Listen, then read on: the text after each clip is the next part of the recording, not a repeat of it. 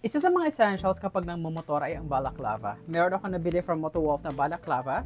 The good thing about this balaclava is iSilk polyester na rin yung fabric nito mga besh. Breathable and hindi siya mainit sa mukha. Nakakatuwa to. And very ano siya, sweet absorbent and quick drying na rin pagdating po sa pawis natin. And the good thing about this, pinaka nagustuhan ko talaga kasi meron siyang butas para sa salamin. Kasi meron po tayong salamin at kailangan natin magsalamin mga besh kasi nga hindi malinaw yung mata natin. Huy!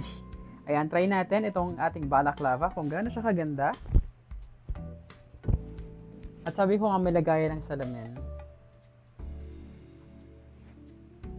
Ayan, kung mapapansin yung mga besh, pati dito sa liig natin, no, cover na rin siya, kaya hindi na rin tayo mangingitim dito sa ating balaclava na to. Halika, itry naman natin using yung ating helmet.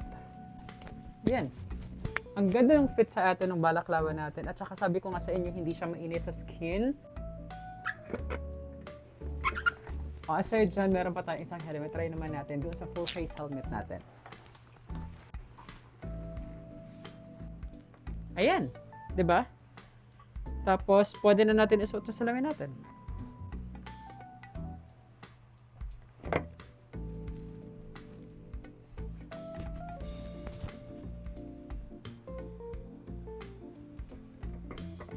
Yung reason ko bakit kailangan natin ng balaclava mga besh, kasi para yung atin pong helmet ay hindi siya magpawis. Kasi di ba normally naman talaga, pinagpapawisan tayo kapag nagta-travel. So, kung kailangan nyo rin yung balaclava, ano pang hinihintay nyo, check out nyo lang dyan sa aking yellow basket.